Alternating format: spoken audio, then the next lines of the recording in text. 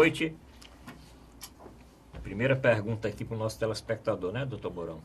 Principalmente para os médicos, né? Porque nós vamos falar do Mais Médico, do edital do Mais Médicos. Quero saber se os médicos que estão assistindo o programa se inscreveram no edital e se vão comparecer até o dia 7 de dezembro, né? Porque tem aqui um balanço até o dia de hoje do edital do programa Mais Médicos. Mas vamos falar também de outros assuntos, inclusive nos últimos escolhidos pelo Bolsonaro. Mas eu vou começar, doutor Mourão, falando o seguinte: finalmente aquele auxílio moradia parece que caiu, porque o ministro Fux, que estava há muitos meses, ou sei lá, anos, sem liberar o julgamento, não é isso? Agora, com o presidente Temer sancionando o aumento do judiciário de 16,38%, passando o salário de 33,7 para 39,3 mil reais, Fux acabou com o salário moradia. E agora, doutor Mourão? Bom, é complicado porque é gente grande, né? Se fosse salário mínimo, dizer o salário mínimo vai aumentar em tanto e fim de papo. Não tem segundo tempo na conversa. Que suspenda esse salário moradia há muito tempo, isso é uma excrescência, imoralidade. Ele não se transmite para outras categorias funcionais, né, do poder executivo, legislativo, judiciário. É um privilégio. E o simples fato de acabar com o que é um privilégio não legitimiza o aumento, por outro lado, nessa dimensão do poder judiciário. Continuam aí questões e o novo governo calado. Ele não diz nada. Você já ouviu de algum membro do novo governo, seja do presidente Bolsonaro ou dos outros, algum comentário sobre isso? Eu só escutei um comentário, ele dizer que isso é com o Temer. Pronto. Que o Temer está no governo. Pois é. Ele não é presidente. Mas, no entanto, ele vem já atuando como tal, né? Coisa. Inclusive isso que você falou aí dos mais médicos. Mais médicos, exatamente. Então, não tem o que comentar. Eles podem, eles mandam, eles fazem, né? E a nação, genuflexa, de joelhos, tem que obedecer, porque eles são os pobres coitados. Se eu fosse deputado ou senador, eu faria a seguinte proposta: os salários dos funcionários dos 3 poderes só aumentará o salário quando aumentar o salário mínimo e na mesma proporção. É pior, né? É pior. Não, que pior. É pior porque o salário mínimo sobe muito mais do que esses demais. Duvido. Sim.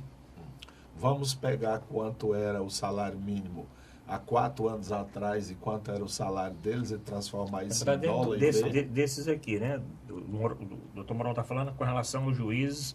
Isso, do Poder Supremo, Judiciário. Poder Judiciário, né? Sim. Colocando os pendurucalhos, né?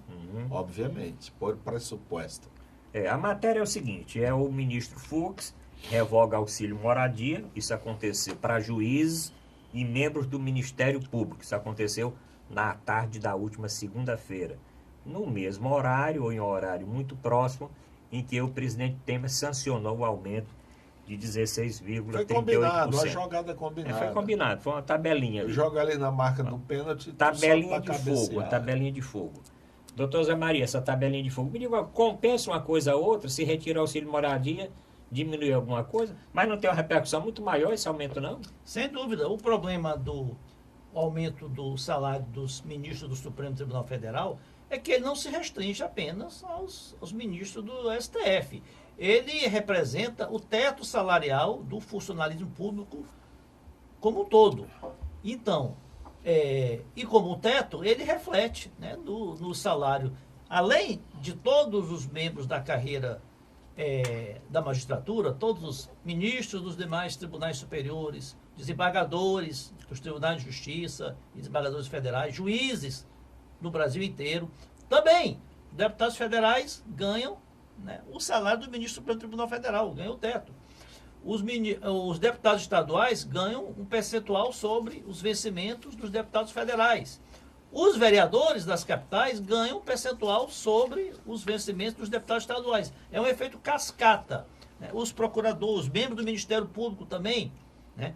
O Procurador-Geral da República ganha o teto salarial e os demais membros do Ministério Público assim sucessivamente. Esse efeito desse aumento de 16% para todo o custo, né, da máquina pública nacional é de mais de 5 bilhões. Né? No momento em que o Brasil está fazendo o esforço, né, os governos estão fazendo um esforço sobre-humano para conter o aumento do déficit público, para colocar as contas públicas em ordem, né? Isso daí realmente é uma péssima notícia. A revogação dessa excrescência, como bem disse o doutor Mourão, que é o auxílio moradia, da forma em que ele foi concedido, auxílio moradia é uma despesa indenizatória, ou seja, para compensar um custo adicional que o servidor teve, mas apenas em casos excepcionais. Né? Aquele servidor que é obrigado a transferir-se, né, para outra cidade, ou que vai morar provisoriamente fora do seu domicílio onde ele está, onde ele é contratado, mas não é o que aconteceu. Né?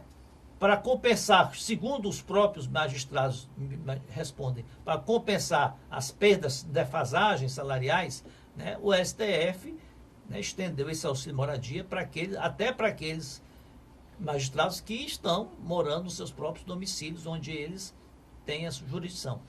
Então, o presidente da República foi também, sancionou, esperava-se até que o presidente tivesse coragem, né, de vetar esse aumento em função, né, da repercussão que tem nas contas públicas. Mas foi feito todo esse acordo de cavalheiros. Eu acredito que o Temer, saindo agora da presidência, não quis se indispor com o judiciário, né, principalmente com o Supremo, a quem ele vai ter de responder as ações em que ele é denunciado, umas ele até já é réu, então não quis se indispor. O Bolsonaro até deu a entender que gostaria que o Temer vetasse esse aumento, mas não quis respeitar. Respeitar uma opinião mais forte. Ele não quis parecer que estava impondo, né? Que estava impondo ao presidente atual isso. Vamos agora é coisa do Brasil, né? O que é certo é o seguinte, se isso fosse em qualquer outro governo, viu, doutor Mourão?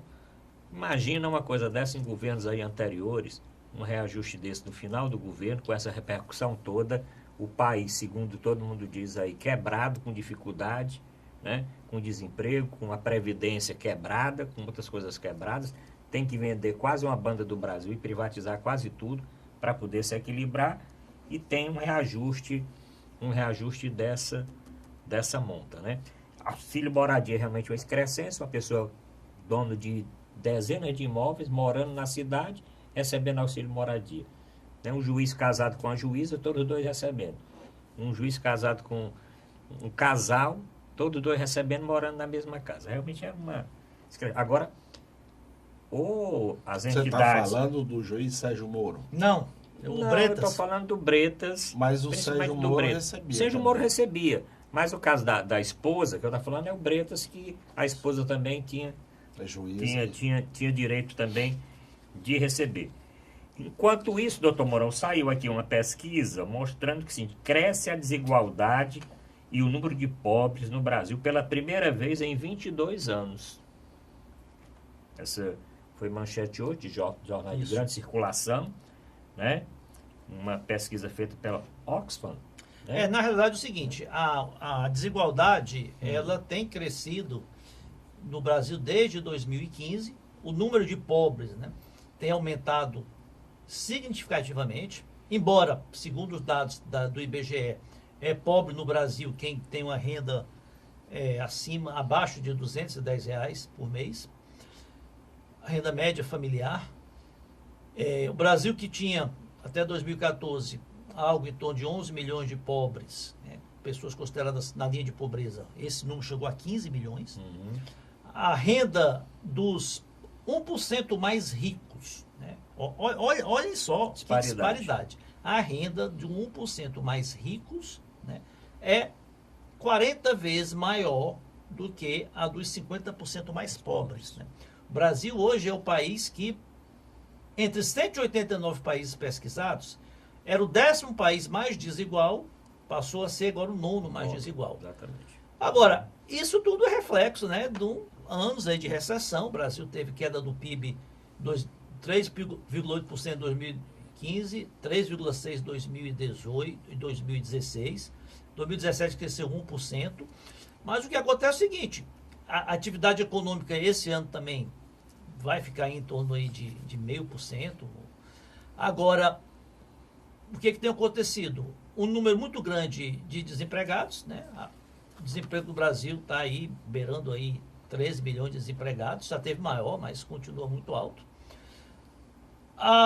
Essa recuperação econômica pequena que nós tivemos em 2017 e esse ano, ela se deve muito mais ao aumento da atividade do agronegócio, né, que distribui muito pouca renda. Os grandes fazendeiros, grandes produtores agrícolas, latifundiários são meia dúzia, né, que empregam muito pouco. A informalidade aumentou muito também, que diminui a renda dos mais pobres. E enquanto nós não recuperarmos o crescimento econômico substancial de 3,5% durante alguns anos, né, esse quadro não se reverterá. E aumentou muito também a desigualdade entre negros, né? Os negros que tinham uma renda em torno de 58% dos brancos exercendo a mesma função, isso aí diminuiu para 53%. A diferença salarial entre mulheres e homens também diminuiu. Então, um quadro preocupante aí, né? O IDH também, Índice de Movimento Humano do Brasil, também está estagnado. Então é preocupante porque nós estamos regredindo em relação ao avanço, né, que você bem disse, o Brasil vinha conquistando nos últimos 20 anos. Doutor Mourão Cavalcante, uma coisa tem a ver com a outra, os dois assuntos que nós iniciamos agora o nosso bloco aqui. Os mais pobres, cada vez mais pobres, os mais ricos, cada vez mais ricos. Outro ponto, só né? para antes, doutor Mourão, outro ponto que também essa pesquisa destaca é que a incapacidade do governo, em função do déficit público, da falta de recursos, né, em aumentar os gastos sociais também, é um fator que colaborou, né, que o governo tomasse ações que compensassem, né, a queda da atividade econômica para efeitos de amenizar a renda da população. Doutor Mourão Cavalcante, esse tema aí, o tema geral, do jeito que o senhor gosta. Olha, os pobres estão mais pobres, os ricos estão mais ricos. Então, essa é uma sociedade injusta, porque ela não faz um esforço para criar mais oportunidades a que estes pobres, maioria do país, possam ter veredas de oportunidade. Como é que são veredas de oportunidade? Se você não tiver um plano de saúde e for procurar a saúde pública, você morre. Vai morrer nos corredores. Isto é falta de política social. Não é isso? Você vai levar seu filho para a escola. A escola não presta. A merenda é estragada. Há uma falta de professores. Aí você tem que pagar a escola privada, a escola particular. E isto é problema de política pública, política social. Nada disso tem interessado ao governo Temer. Primeiro, ele fez uma reforma trabalhista em que ele tirou direitos, simplesmente dizendo, agora quem resolve é patrão com empregado, e o lema é mais ou menos esse: se você aceita, você tem um emprego. Se não aceita, vá passear, porque tem uma fila aqui querendo. Não é mais garantido aquilo que era direito do trabalho. Segundo, as políticas sociais compensatórias, como, por exemplo, Bolsa Família, famoso Bolsa Família, fora outros programas desse mesmo tipo, acabou, não tem dinheiro. Por outro lado, para os ricos, eles têm as bolsas, que são as isenções. Quando a dívida fica muito grande, aí vai lá um grupo de deputados, pressiona o governo e o governo faz a anistia, faz uma composição de formas que nunca pagam. Então, já foi feito aí, por exemplo, um estudo pelo próprio Senado sobre a questão da Previdência. E os senhores senadores concluíram que não existe essa história de uma Previdência acabada, falida, arrombada, estuprada. É assim que eles falam, né? Desde que o governo cobre de quem está devendo. E quem está devendo não são massas falidas, não. São essas empresas que cantam aí fenomenais. São cases e mais cases. Sábado, acho, passado, o jornal O Povo traz que o governo do estado está pensando em isenção de ICMS em alguns municípios do estado, para que as empresas lá se instalem. Verdade. O pobre não tem essa chance, não. Quem é que o governador, prefeito, presidente recebe em seus palácios? Recebe assim um pessoal do MST, um pessoal das cotas das universidades, ou recebe o xing-ling-xing, o xungurungo-xungo, que vem trazer bilhões e bilhões de dólares para cá, para o Ceará? O aeroporto, já falei nisso aqui, né? Nós vamos entregar o aeroporto, porque nós não temos dinheiro. Vamos dar aos alemães. Os alemães ganharam a licitação. Fraport. Aí os alemães conseguem um empréstimo de 800 milhões do Banco do Nordeste. Esse final de semana eu fui para um empreendimento turístico. Eu cheguei lá já de tardezinha, mas ainda consegui ler a placa. Financiado pelo BNDES. Negócio muito legal. Eu crio um resort, crio ali uns negócios, né? Se der dinheiro, é meu. Se quebrar, tá aqui, é teu governo. Tem esses negócios para os pobres? Tinha Minha Casa Minha Vida, vê se consegue. As próprias facções chegam lá e dizem, olha, tu tem 24 horas para desocupar aí. E a questão da segurança pública, dos transportes, vamos falar não? Então é um governo perverso, bandido, porque ele só pensa num lado, no lado dos ricos, dos privilégios. Por isso ele não corta a história do aumento dos magistrados. Agora, para aumentar 3, 4 reais do salário mínimo, vixe Maria, 3, 4 meses de discussão que vai afundar. Esse Paulo Guedes, grande ministro futuro do Bolsonaro, ele é um dos vestais do apocalipse. O Brasil está afundado, temos que vender tudo, temos que acabar com tudo. Vamos falar muito dele ainda no programa. Pronto. Bom, vamos encerrar o primeiro bloco agora, agradecendo a grande audiência. Eu vou citar aqui 2 ouvintes, para que eles representem a quantidade enorme que nós temos. Dr. Franco foi ex-presidente da Unimed, que encontrou essa semana, disse que assiste todos os dias que o programa está no ar, o nosso programa de Dimensão Total, que ele é médico endocrinologista, professor da UFC, e o doutor Jorge Luiz, que é um dentista renomado da nossa cidade, que também assiste o nosso programa às segundas, quartas, sextas e domingos.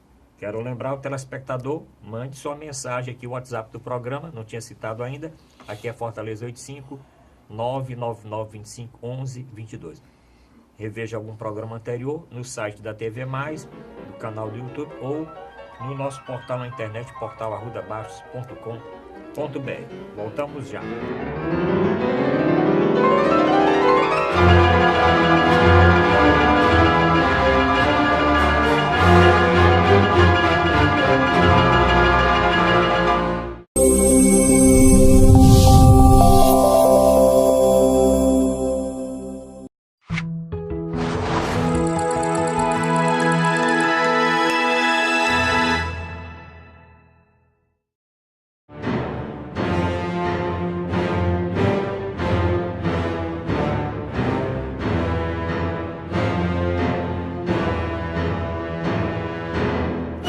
vamos apresentar o programa Dimensão Total na TV.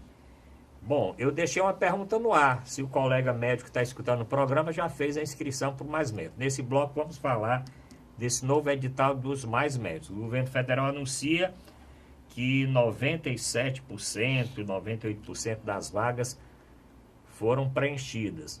Mas no levantamento que o próprio Ministério faz, apenas 244 médicos até agora compareceram ao seu local de trabalho, que representa um percentual muito pequeno. E eu sempre falei que se inscrever no programa na internet em casa é uma coisa tranquila. Eu vou aguardar o comparecimento do colega médico na cidade. Inclusive já saiu a relação aqui das cidades e pelo que eu vejo aqui não tem nenhuma cidade, porque eu encontrei inclusive aqui no Ceará, Acaraú, 3 médicos, Irauçuba 1, Marco 1, Pacajus aqui na região metropolitana 1 e Parambu 2, Quixeramobim 1, Tianguá 2. Mas eu achei interessante aqui São Paulo. Achei interessante os que se apresentaram em São Paulo. Tem inclusive aqui Mas significa Campo do Jordão. Bom, né? Campo do Jordão, aquele friozinho, hein? Tá Aquele clima agradável. São Bernardo do Campo, tá entendendo? Praia Grande, Limeira, Guaratinguetá, Bauru. São mas cidades aí grandes, deve né? ser postos em bocas quentíssimas, né? Olha, o que talvez. acontece... Mas vamos ver, doutor. Só um dado aqui a mais.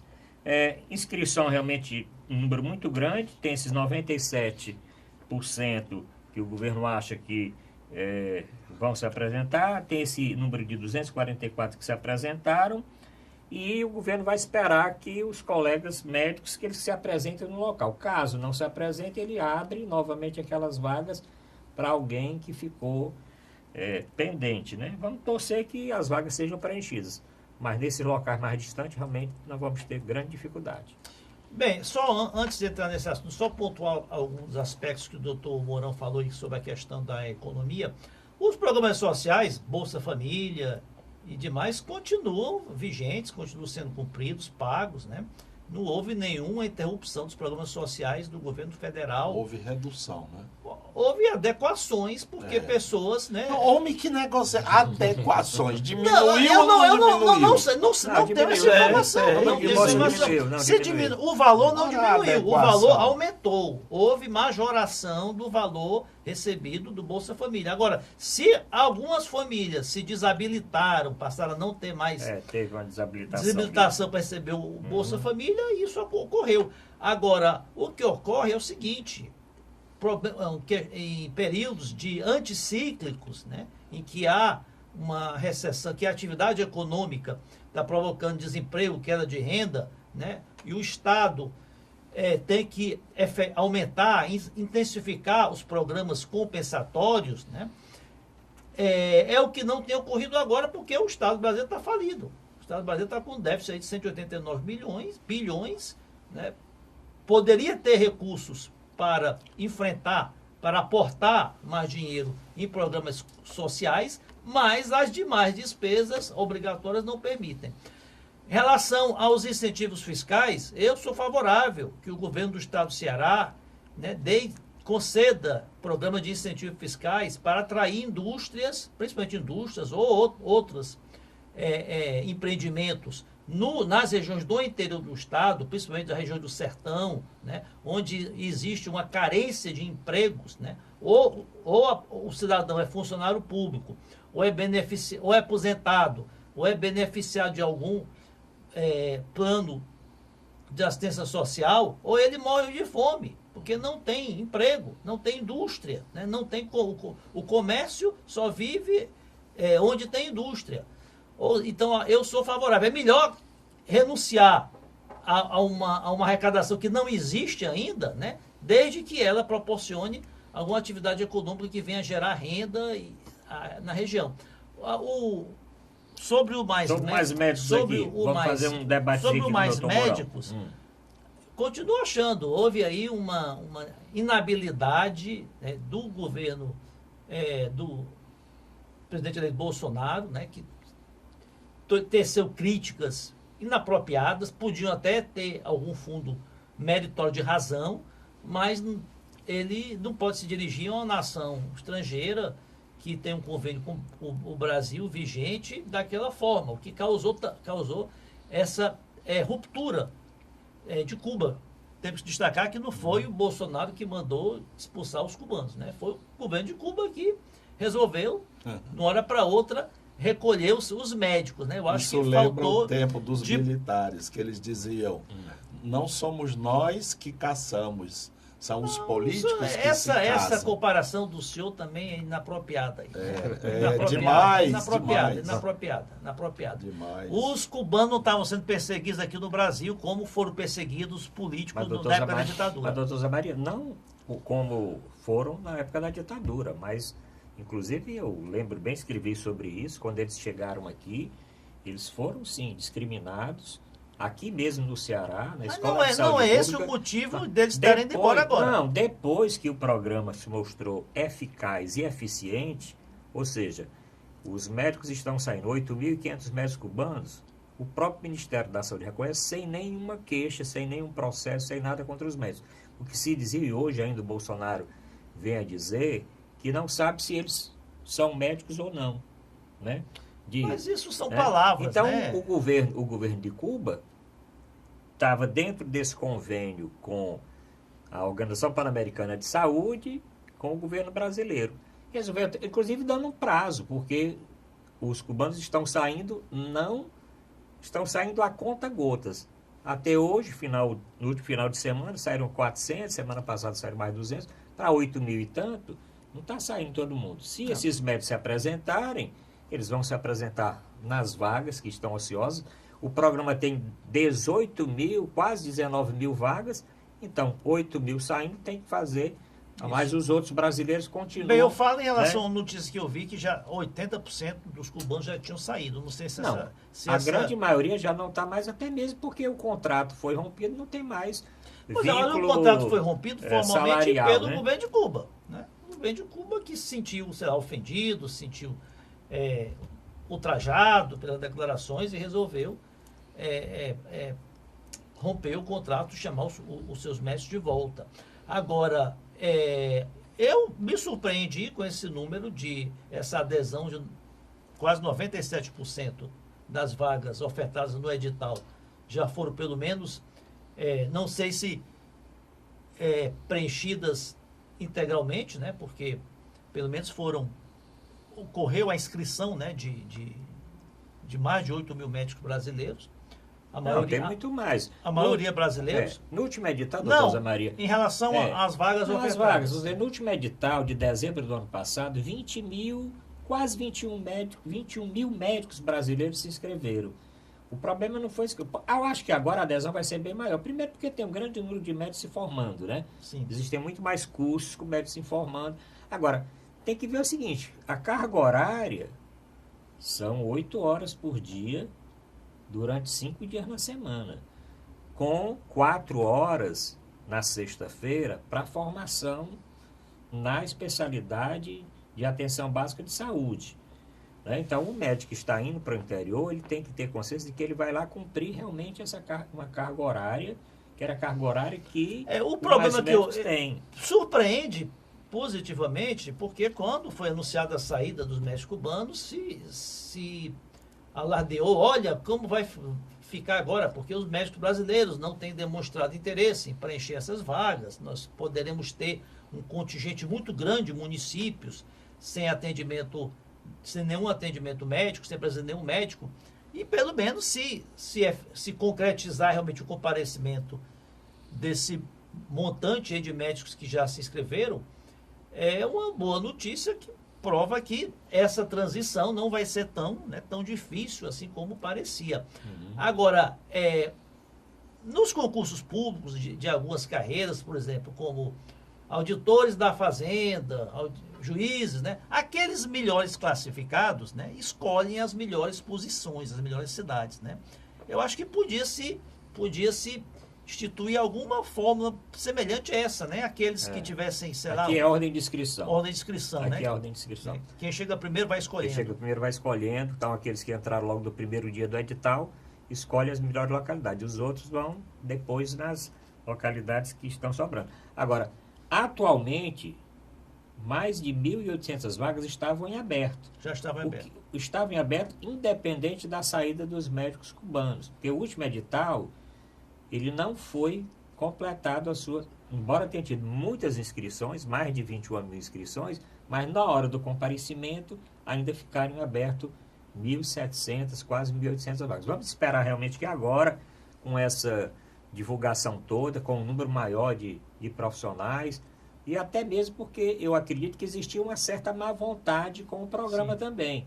Agora, não tem essa má vontade toda. Então, eu acredito que realmente mais colegas que relutavam em ir, agora, embora não tenha tido melhora nas condições de trabalho, porque uma das queixas é que o médico... mesmo, né?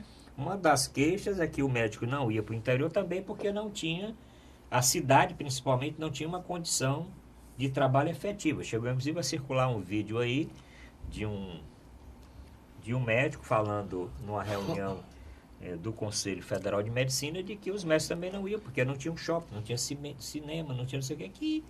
Eu acredito que, né? mesmo com o preenchimento de médicos brasileiros, haverá mais problemas, né, no decorrer, porque essas cidades, essas localidades, né, a partir do momento que os médicos constatarem falta de condições de trabalho, muitos podem deixar. O que não aconteceu com os cubanos, né? Os cubanos não tinham essa autonomia de vontade de abandonar o local. Né? Doutor Mourão Cavalcante, com relação ao programa Mais Médicos via esse edital.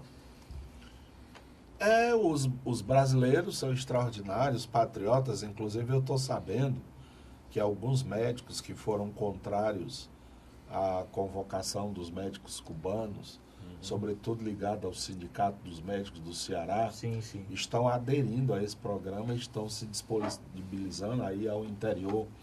Inclusive a doutora Maíra, né? Maíra Pinheiro. Mayra, ela agora parece que está desligada ou desempregada do HGF, o que é lastimável, e ela estaria também dando seus préstimos ao Mais Médico.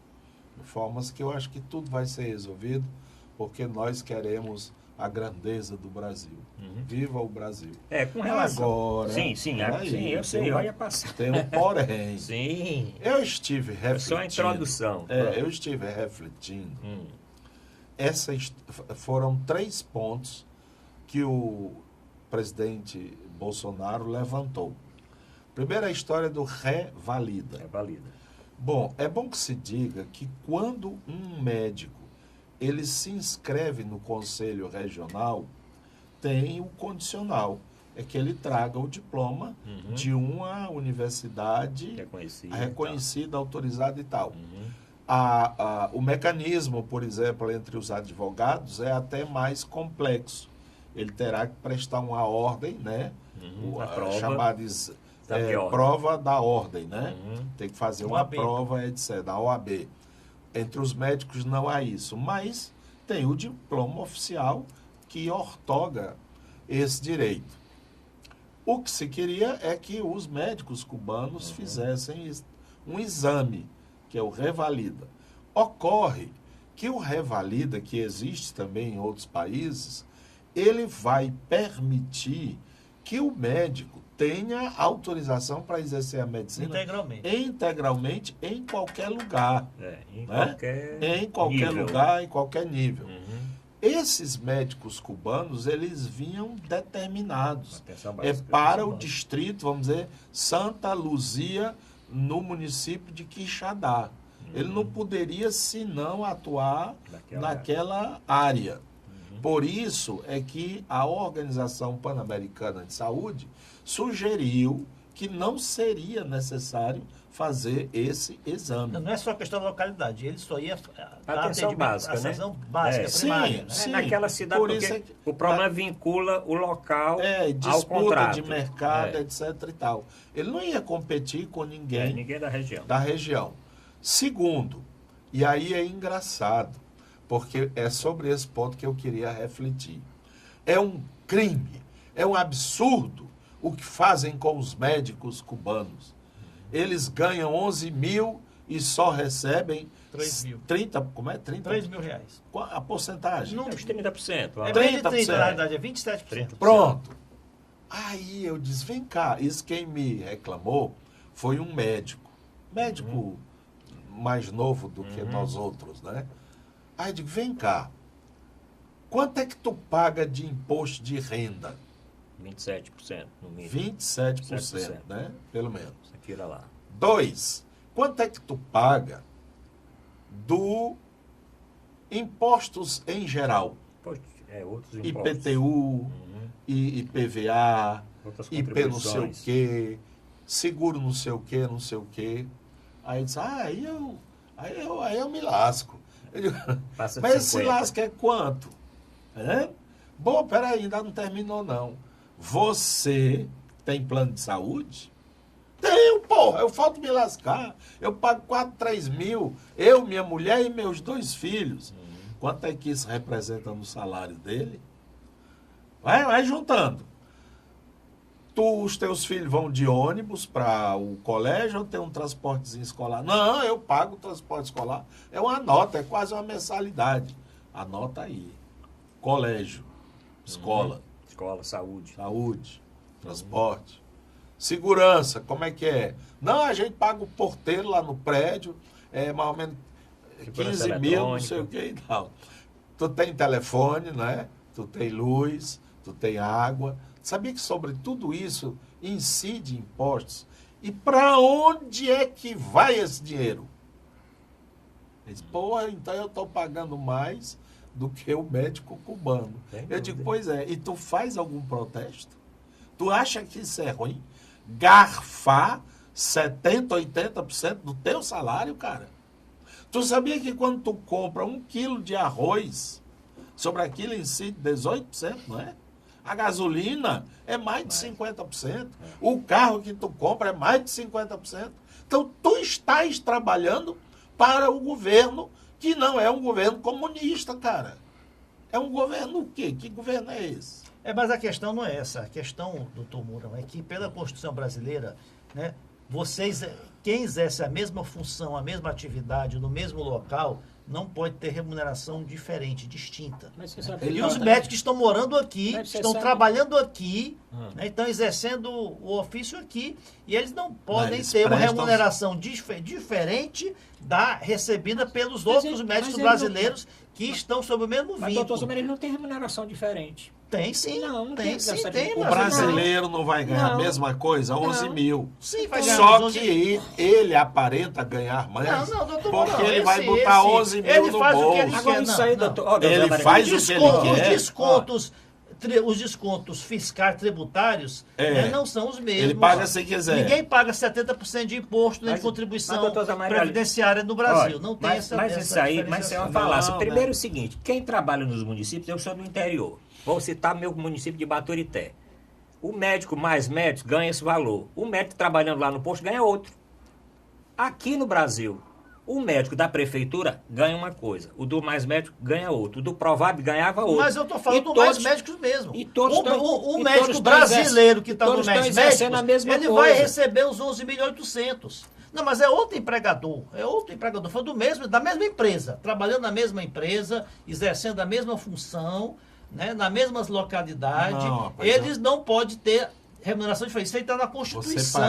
Está na você parece Constituição. que não Mas quer a Constituição entender. não diz quem recebe o recurso e quem repassa para ele. A Constituição não está dizendo que pode ter um contrato com organização Não, internacional. não, isso é outro argumento. Isso é outro argumento. Não, o que eu Se estou... tem um médico, vamos supor, um chinês, um japonês que está no Mais Médicos, ele vai receber os 11.800.000. Não vai mandar 70% para o governo da China Se a ou do China Japão. fizer um convênio com a OPAS e com o governo brasileiro, vai. Mas isso aí tá bom. Isso aí é um argumento que é uma, médico é uma cubano- terceirização. o tá bom? É médico- uma Não, terceirização. mas Maria, peraí, o médico eu não- cubano aqui, ele é médico do Ministério da Saúde Pública de Cuba. Mas está exercendo a função aqui. Ele não é... Sim, Ele mas está no programa Não, mas instalado ele pelo não é governo médico. brasileiro. Ele é médico do Ministério Público de saúde de Cuba. Isso aí é a origem dele. Mas ele está interessa onde Isso ele está tem um exercendo. convênio, esse convênio o Supremo Tribunal Federal considerou ele legal. Inclusive, o Supremo Tribunal disse que o convênio é legal. Não, mas eu não estou discutindo o aspecto, o Supremo diz que é legal. Eu não concordo com tudo que o Supremo decide também. Mas eu digo só dizendo, esse argumento de dizer por que passa 5 anos, 6 anos, e esse argumento não foi arguído em momento nenhum, 6 anos. Arruda, aí agora, eu não sou obrigado a concordar com tudo que a justiça decide. Não estou só dizendo, estou dizendo, mas uma coisa de 6 anos. Mas eu concordo 89% da população da aprova mesma maneira o que programa. você também não concorda com o negócio que a justiça decidiu. Agora, a terceirização, existe terceirização. Agora, você contrata uma empresa terceirizada para construir a sua casa, fazer obra na sua casa. Mas ou uma construtora contrata uma outra construtora terceirizada. Mas aquele operário lá, aquele pedreiro, aquele carpinteiro, ele vai ter que ganhar o piso salarial da categoria. Ele vai ter que ganhar o que os outros operários ganham nas empresas, embora seja uma empresa terceirizada ou não. E a OMS tem uma resolução, inclusive, que diz que os médicos que forem contratados para trabalhar em outros países têm que receber a mesma remuneração que os médicos locais recebem. Agora, isso é uma... O que eu queria mas vamos ver aqui, porque nós temos que já terminar aqui para passar por outro assunto. O que eu queria apenas destacar é que aquele gualpo médico brasileiro que se achava tão feliz porque ele recebia 11 mil e o coitado do cubano só recebia 3 mil, achando ele que era uma grande vantagem para ele, quando ele vai botar na ponta do lápis, ele vê que ele está sendo garfado até mais do que o próprio cubano. Não, porque o cubano está trabalhando no Brasil. Porque o cubano tem um retorno, né? Tem a escola, tá lá, tem a saúde, tem não sei o quê. E aqui ele vai ter que pagar. Então, o que eu estou falando, eu apenas falei disso. E o nome disso é uma falácia, né?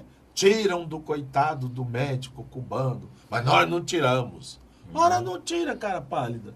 Quando tu vai contar teu xerém no final do mês, não tem nada, porque foi tirado.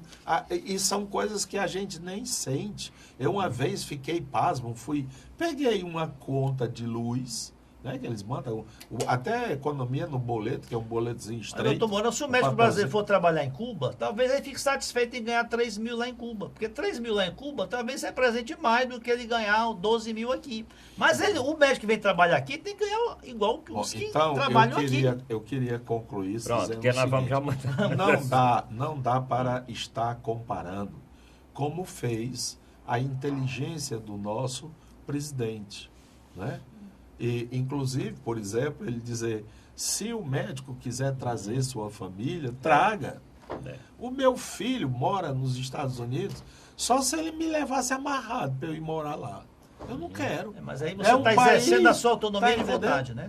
Pois é. Você acha que o cubano pode sair a hora que quer de Cuba e voltar a hora que quer de Cuba? Não, porque normal? O regime é outro. Ah, sim. O regime é outro e eu tenho que respeitar. Bom, esse tema vai Rapaz, dar muito pano pras mangas. Aquelas mulheres da Arábia só andam com aqueles panos velho na cara. Deveria tirar aquilo ali, botar um batonzinho, como é? Blush. Rouge. Rouge é do tempo da nossa avó. Né? Não é? Ficar com aquelas roupas todas. Ô, coisa besta. Que coisa idiota. Olha. Mas nós vamos continuar discutindo esse assunto. Bom, nós torcemos que o programa continue e que os médicos brasileiros realmente eles se apresentem nos locais de trabalho. Estão se apresentando, vão se apresentar. Mas o problema não é só se apresentar, porque o programa prevê uma permanência de no mínimo 3 anos. É um contrato pelo menos 3 anos, que pode ser renovado. Todo contrato tem uma cláusula penal, uma multa, né? Então, ele tem o seguinte, se ele for, porque ele tem ajuda de custo também para a transferência dele. Se ele for para lá e desistir dentro de tantos meses, ele tem que devolver, reembolsar e tal. Vamos torcer que realmente a maioria dos colegas se apresentem, porque isso é uma necessidade para a população. Para mim, esses números estão sendo mostrados aí, eles são manipulados e eles têm um puro interesse político de demonstrar que não foi nada o que aconteceu. Também tem isso. Bom, mas vamos encerrar esse segundo bloco, voltamos já para a reta final, tem muitas outras perguntas. Nós vamos falar da equipe do presidente Bolsonaro. Tem gente nova no pedaço, inclusive aí um colombiano. É colombiano, é? Colombiano naturalizado brasileiro, que vai ser o nosso ministro da Educação. E tem o guru, que está sendo muito questionado, Olavo de Carvalho. Já emplacou 2 ministros. Que emplacou 2 ministros, e isso está causando também ciumeira, porque tem ministros aí, muitos ministros do DEM. E também o ministro da Justiça, o todo-poderoso Sérgio Moro, que está indicando uma série de auxiliares que estão cortando aí, ceifando um pouco da liberdade do Onyx Lorenzoni, que também está causando uma certa disputa. Mas voltamos já para discutir esses assuntos.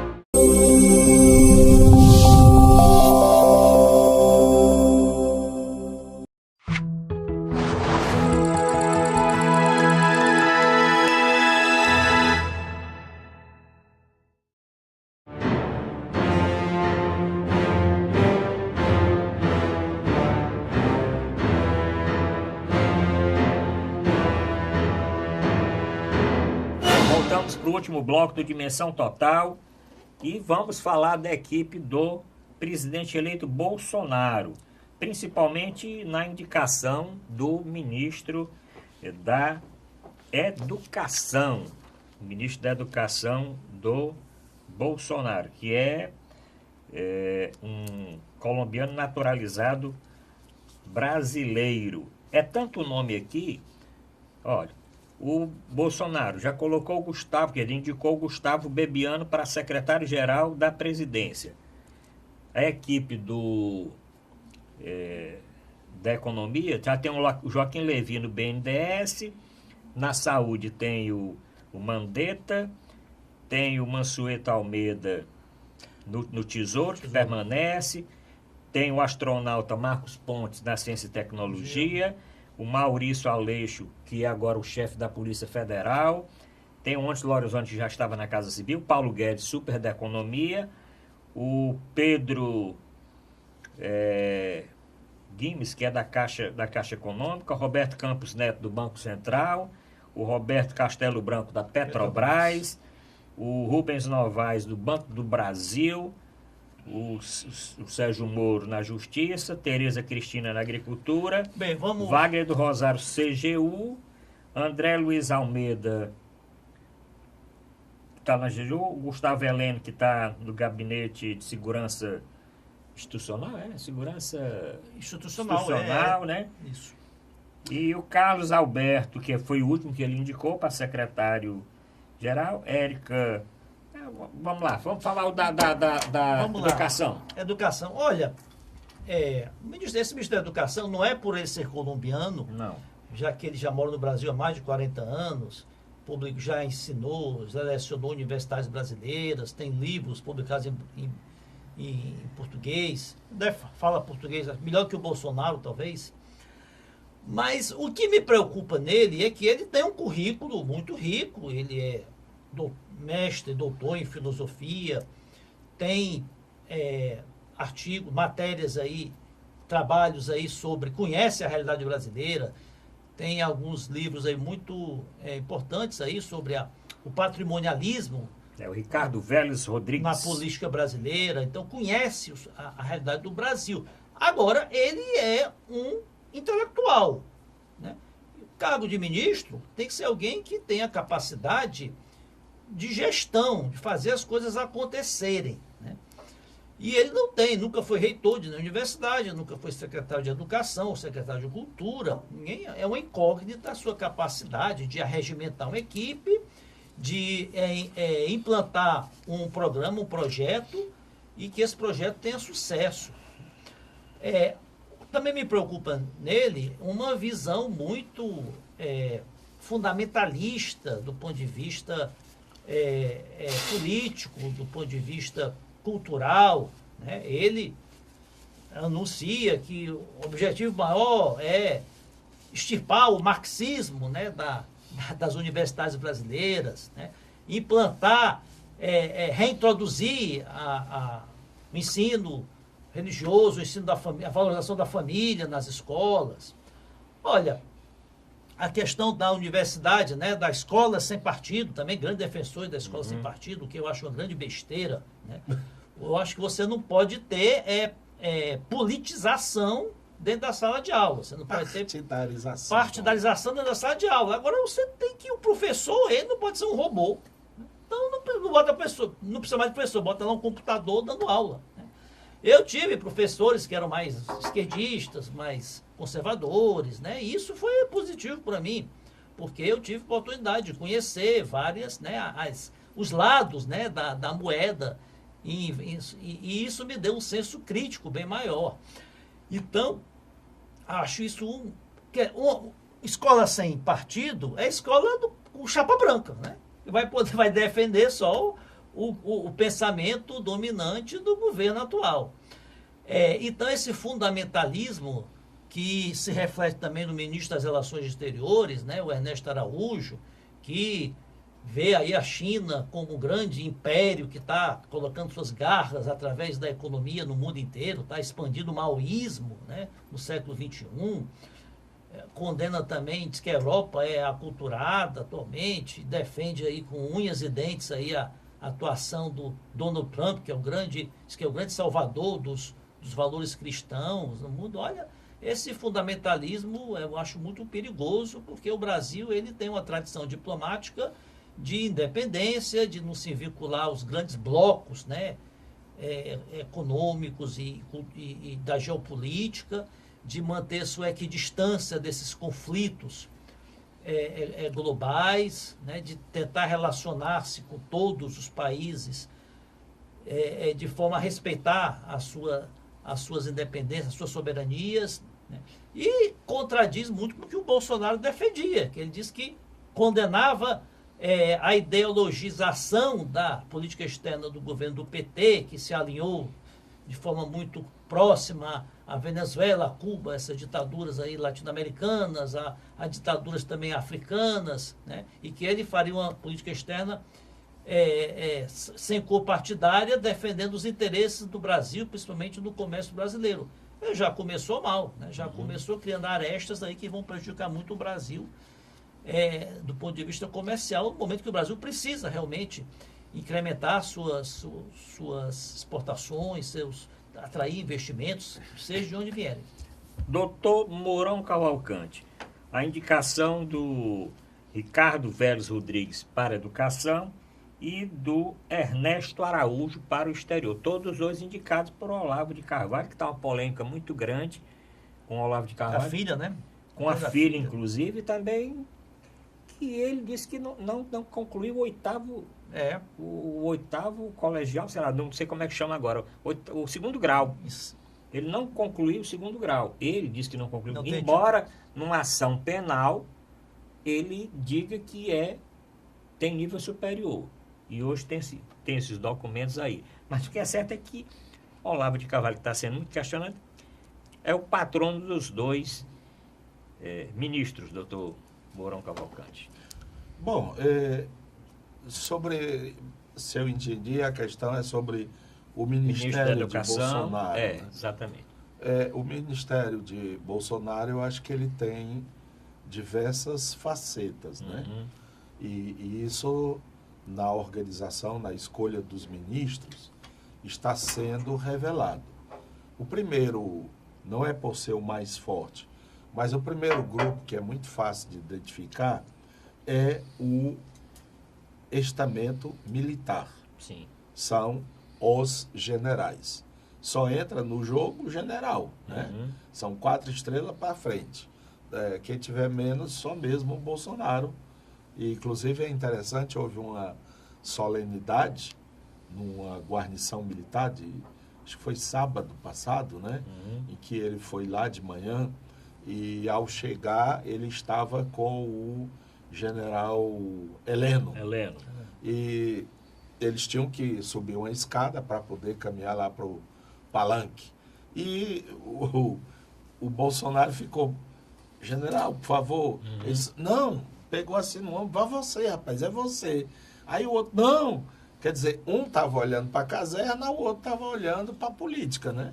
Hoje, o Bolsonaro é muito mais importante do que o general. Então, ele é que tinha que ir na frente mesmo, né? Desde a proclamação da Cerimonial, República, sim. que nós não tínhamos o presidente e vice-militares. Pois Deodoro é. da Fonseca e Fernando Peixoto, que era o vice. Pois Desde é. essa época, ocorreu de termos presidente militar, mas o vice era civil, ou vice-versa. Agora todos de pijama, né? E o pijama do Bolsonaro já tem 30 anos, que ele não é mais militar. Eu acho que fica assim na memória dele como uma coisa do passado. Mas voltando para o Ministério.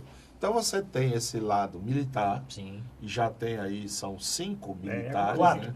Então, saiu Tem outro indicado segunda, hoje aqui, né? É o quarto. Carlos Alberto dos Santos Cruz. Pronto. Vai ser secretário de governo. Esse aí, ele vai, olhe bem qual é a tarefa dele, é articular o governo com a Câmara e o Com a Senado. política. A pessoa, ele chama para um deputado para conversar, como é que vai ser, hein?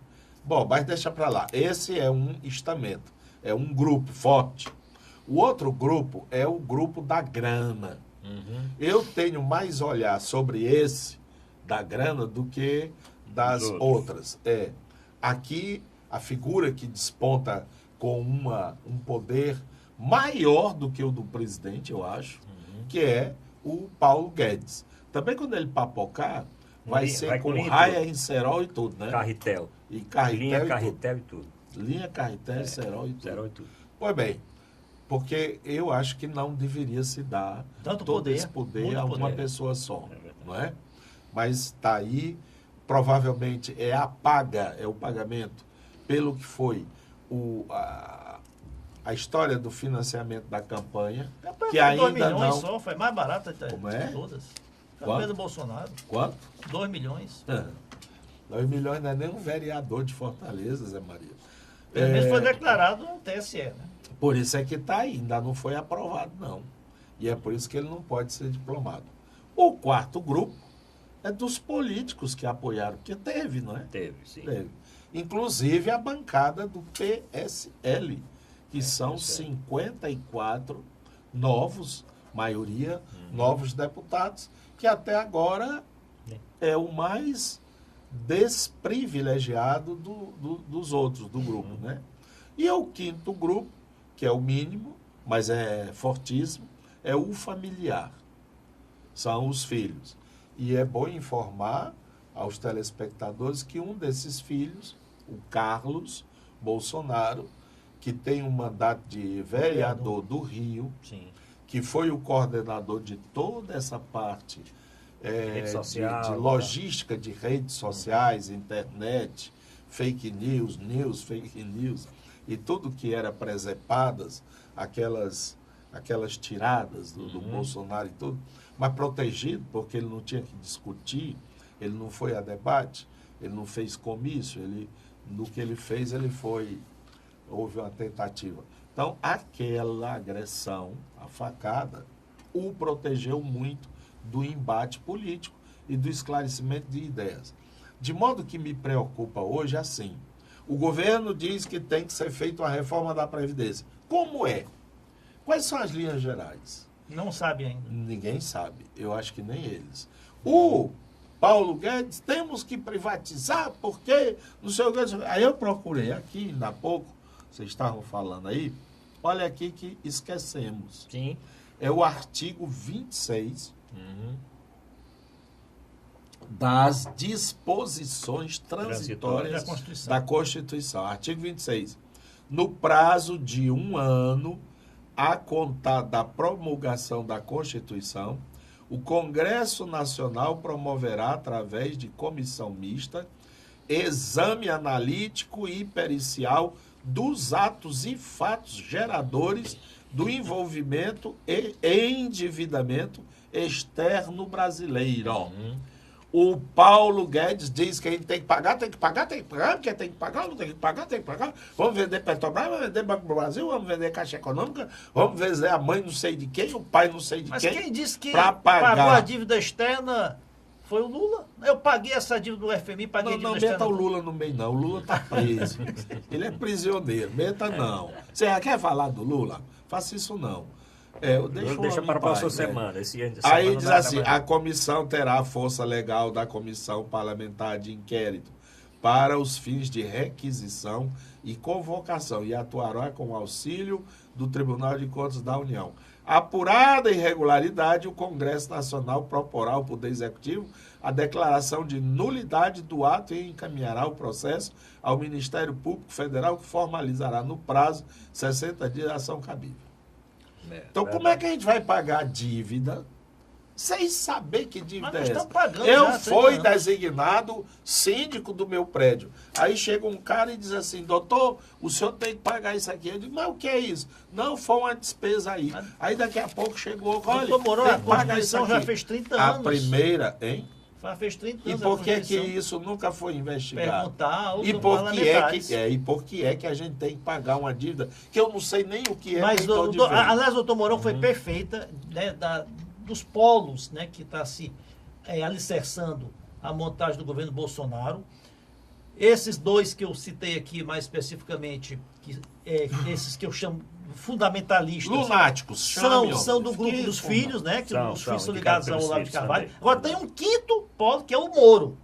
Que o Moro está implantando em Brasília a República de Curitiba. Vai trazendo todo mundo de Curitiba para Brasília. Inclusive, vai presidir a Polícia Federal. Bom, mas chegamos ao final do programa, doutor Mourão.